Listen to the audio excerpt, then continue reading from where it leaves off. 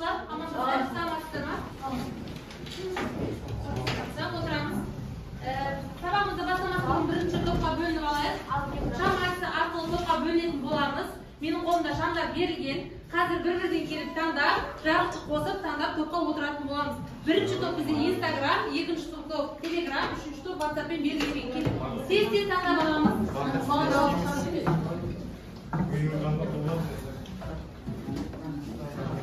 Telegram.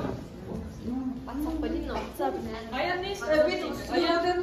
Hayat ne istiyor?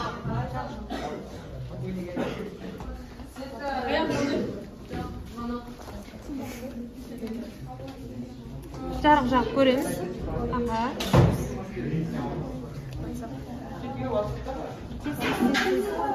Бұлар жағып көреміз. Аға, отыр. Телеграм жақсы. Тез-тез таңдаймыз. Қандай оламыз? Instagram.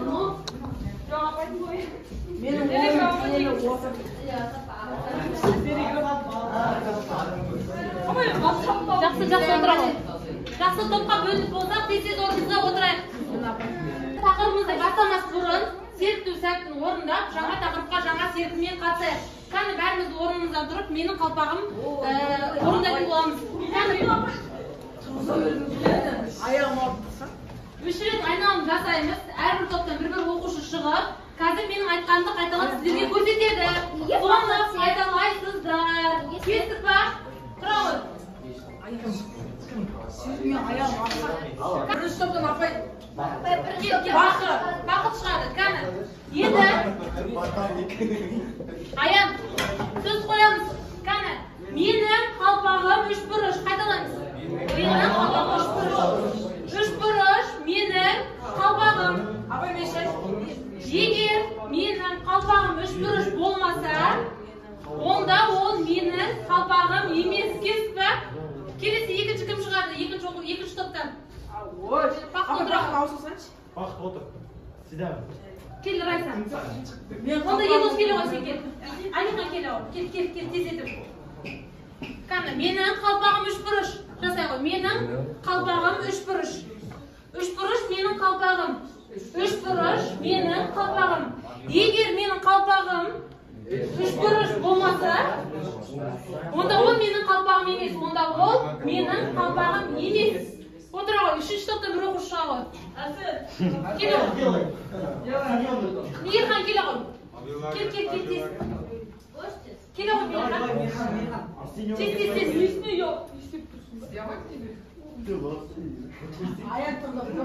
Жақсы. Мейірхан істеген қайталаймыз. Менің қалпағым үш бұрыш. Менің қалпағым үш бұрыш. Үш бұрыш менің қалпағым. Егер менің қалпағым үш бұрыш болмаса, онда ол менің қалпағым емес. Жақсы, отырамыз. Енді мен сіздерге бағалауды түсіндіріп өтейін. Бүгін сабақта қалай бағаланасыздар? Бәріміздің тобымыздың алдымызда осындай парақтар берілген. Өзі топ арасында бір топ башы сайлап аламыз да, сол топ башы аты жөнін жазады. Одан кейін қалған тапсырмаларды белгілеп отырамыз. Одан кейін белсене қатысқан топтардың арасында оқушыларға осындай жұлдыз белгісін беріп отырамын. Сол жұлдызды санап, соңында жеңімпаз топты анықтаймыз. Бағалау түсінікті ме? Жақсы.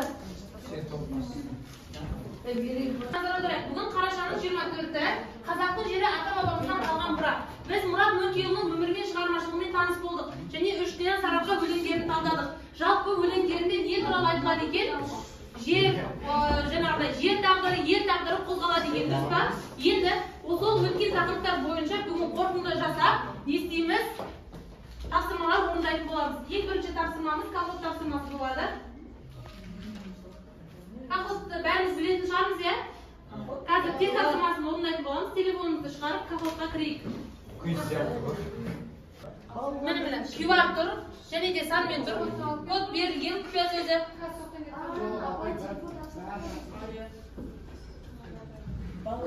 Бәріміз тез кіреміз. Егер де колхозға кірмей жатсақ, жұртпен бірге қатысып отырсақ болады, кестік па?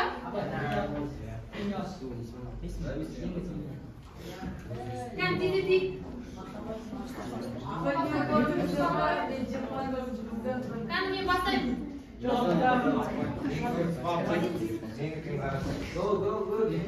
Monik geldi.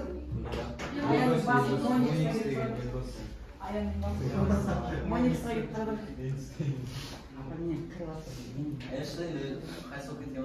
Tыныш. Söz koyan tarafı sözdü. Basaldı. Қазір сұрақтар беріледі, сол сұрақтарға жауап береміз. Бізде бірінші сұрақ.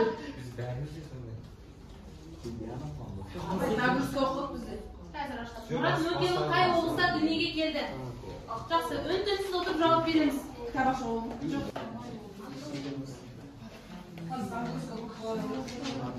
Жақсы, қалай жауап беріпті? Атырау облысына дүниеге келіпті. Келесі сұрақ. 4 адам Атырау облысы. 2 адам Шығыс Қазақстан облысы деген басынан.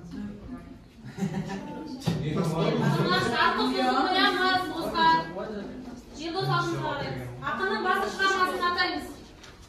Абай шықпаса олымыз ғой. Басы қандай? Мен адамдар кеңшаңы. Аяқын секунд 2 бөлек. Өте жақсы. Келесі. Лидияны алда келе жатыр. Лидия апай бірінші уақыт. Мұрат Мөңкеұлы кім?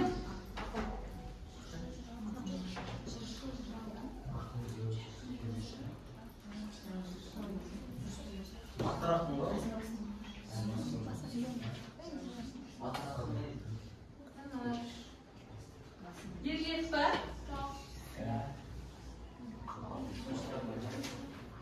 Бізде ақын, жырау, жыршы, термеші екен, я?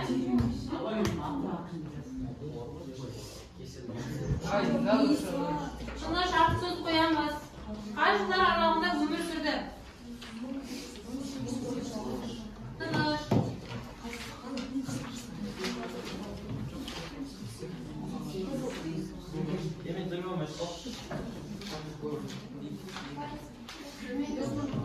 Қазір ашылды.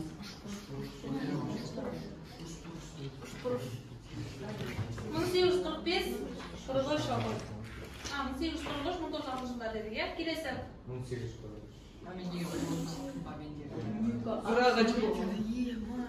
Алғашқы білімін кімнен алды? Әкесі оны өзген.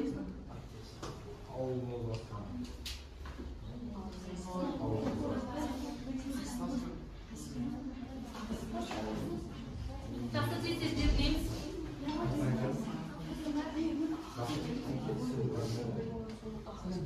Өте жақсы. Келесі сұраққа назар аударамыз. Артық сөз қоямыз.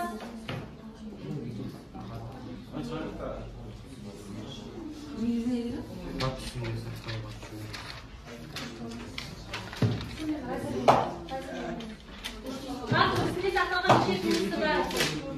25. Тыныш.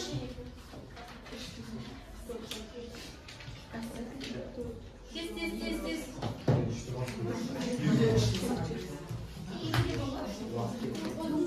Артық сөзді қоямыз.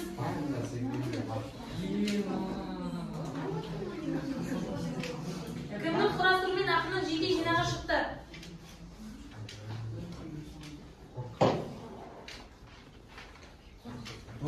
Аға тез бермейміз.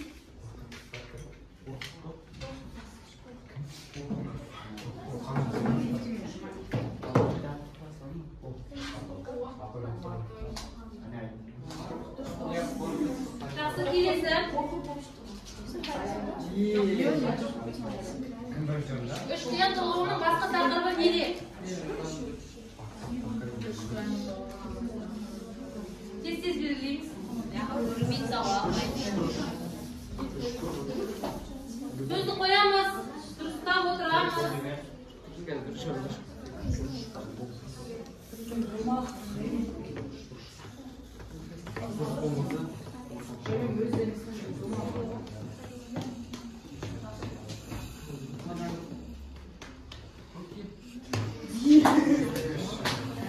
Жақсы, бізде алдыда келе жатыр.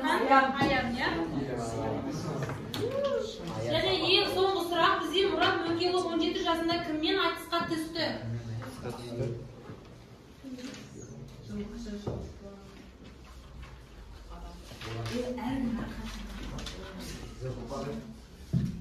Белгілейміз, кіммен айтысты?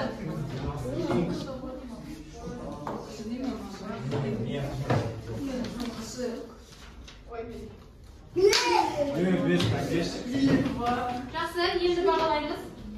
Бізде 3-ші орын Райса,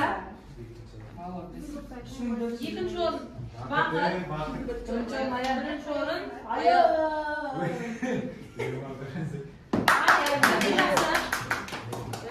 Райса ала ғой. Қазір 4-ші орын Райса. Бүгін кімнің қанша бал алғанын білесіз бе? Жақсы, енді келесі тапсырмаға назар аударамыз. Қараймыз бәрін алдыңыздар. Қайдан екі парақ? Міне алдарыңызда парақ берілген, қазір топтық жұмыс орындаймыз. Бірінші топ Мұрат Мөңкеұлының өмірі жайында құнды ақпараттарды сіздерге кластерге түсіреді. Ал екінші топ 3 тән өлеңнің мазмұны неде? Соны ашасыздар, мазмұнын ашасыздар, кластерге түсіресіздер. Иә, сіздер.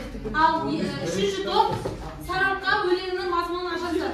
Бірінші топ Мұрат Мөңкеұлының өмірі құнды ақпараттарды кластерге түсіресіздер.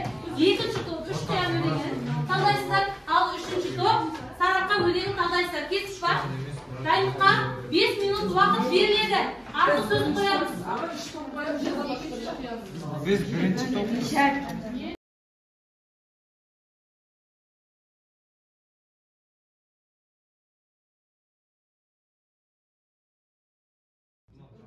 Бірінші жарымдықтар қалды.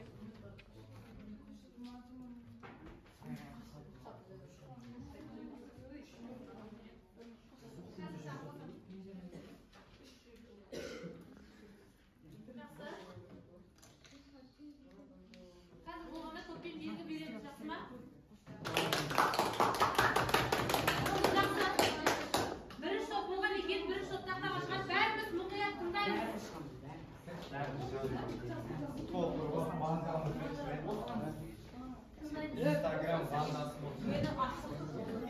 Жақсы, біздің тақырыбымыз қандай еді?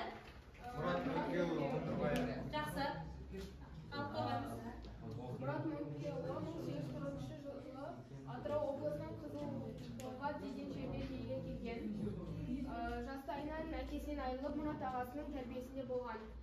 Өлең жырға әуес болып, ақын бала атанған. Өте жақсы. Оның үш қиян, Сарыарқа, Қазтуған атты толғаулары бар. Өлеңдерінің басты идеясы Ресейдің қазақ жерін отарлау саясаты, ата мекенінен айырылып, елдің зары мен мұңын баяндайды. 1960 жылы Өрлік деген жерде дүниеден қайтқан. Аға, өте жақсы. Жарайды, отыра қойыңыздар. Жақсы, бағалауларыңызды аламыз. Ералы, шыға қойыңдар. Үшінші топ. Үшінші топ, екінші топ. Тез шығамыз. Кел шық. Турасында емес. Сарыарқа қазақтың байлығы ғана емес, сонымен қатар өнер мен мәдениетінің рухани кеніші.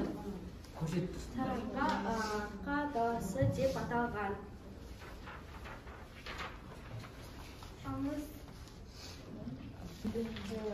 Сарыарқа Қазақстан пайдалы қазбаларға бай музыкалық, географиялық және табиғи тарихи. Сарыарқа Қазақстан байлығын көзі ғана емес, сонымен қатар өнер мен мәдениетінің рухани ауыз терезе айдалада ой даусызда деген мағынада берілген.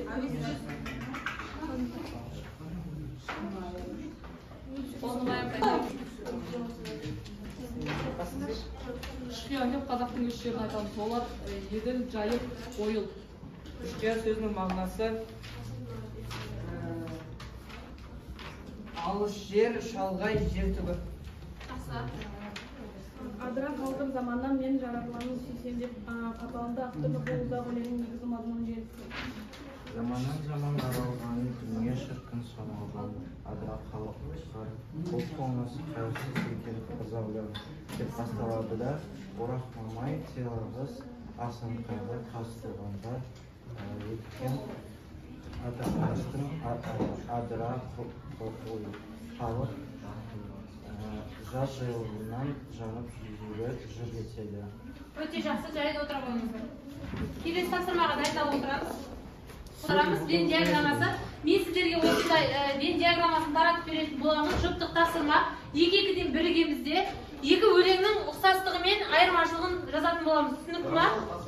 Бірінші үшкән өлеңінің жаңағындай сарыарқа өлеңнен айырмашылығын жазамыз. Сарыарқа өлеңі деген жерге үшкән өлеңнен айырмашылығын жазамыз. Және ұқсастығына екі өлеңнің мазмұнында нендей ұқсастық бар соны жазамыз. Түсінікті ма? 3 минут уақыт берді. Жұптық тапсырма. Райса мен Елдос, Исалихан бірге.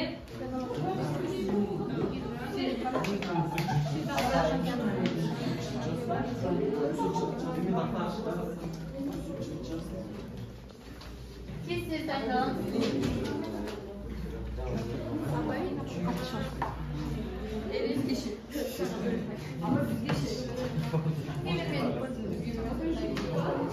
Бірге орындайсың.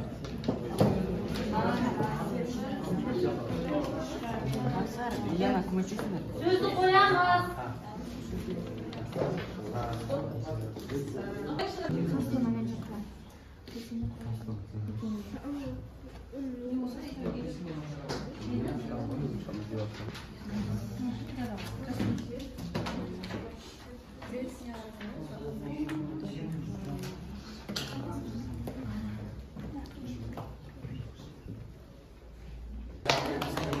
Жақсы, жарайды, басай ойындар. Бірінші топтан кім Кәусар мен Лилияна оқиды, иә? Жақсы, қалған жас болғандарымызды жинай берейік. Адайларға айтқан рулық, реніш өкпесін кері тізіліп, жат қолға өтіп жатқан шытырман заманның шері басынан. Үшкән өлеңде ақын жас халқының білімсіздігіне, уайымдауы салт дәстүр әсіргені жайлы жандардың қасиетіне тәрбиесін ашарлауы туралы айтылады. Елдегі ресейдің қазақ әсерін отарлау саясатында отаннан айырылып қалған елдің зары мен мұңы баяндалған. Жақсы, келе ғой. Бар ма? Сізде бар ма? Жақсы, екінші топ кім оқиды? Жақсы, Алихан оқиды. Осқан. Бұл толғауда өз елдерінен айырылған елдің маңыздылығы айтылады. Ал екі өлеңнің ұқсастығы неде?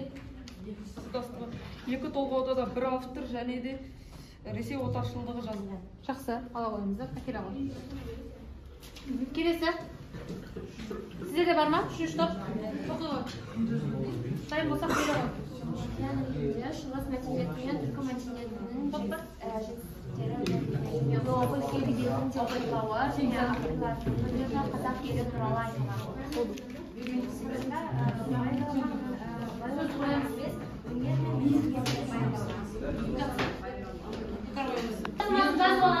жырау шығармашыларының мән мазмұны, яғни жыраудың шығармаларының мән мазмұнын есте жазып келеміз. Кесіп бар? Үй тапсырмасы түсінікті ма? Жақсы. Енді кері байланыс. Мен сіздерге осындай хат жазатын парақ таратып беретін боламын. Соған сабақ қалай өтті, өз ойларыңызды жазып шығатын боласыздар. Және де білім поштасына саласыздар. Қазір бағалауды айтамыз.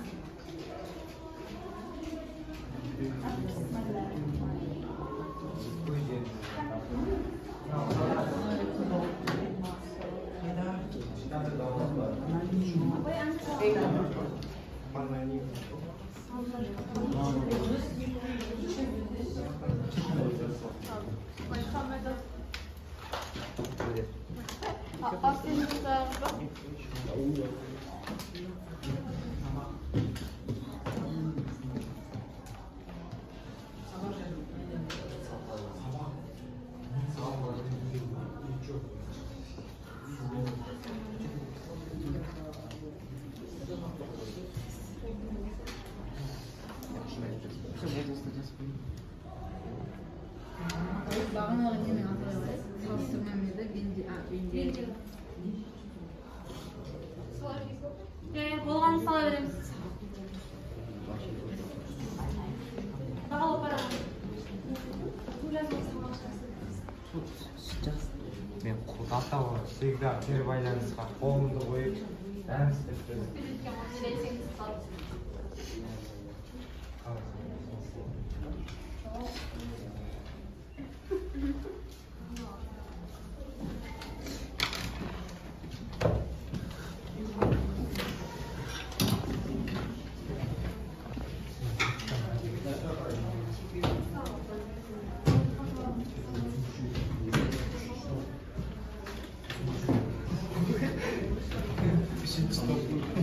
Жақсы, өзіміздің жұлдызымызды санап отырамыз. Қазір кім жеңгенін анықтайтын боламыз.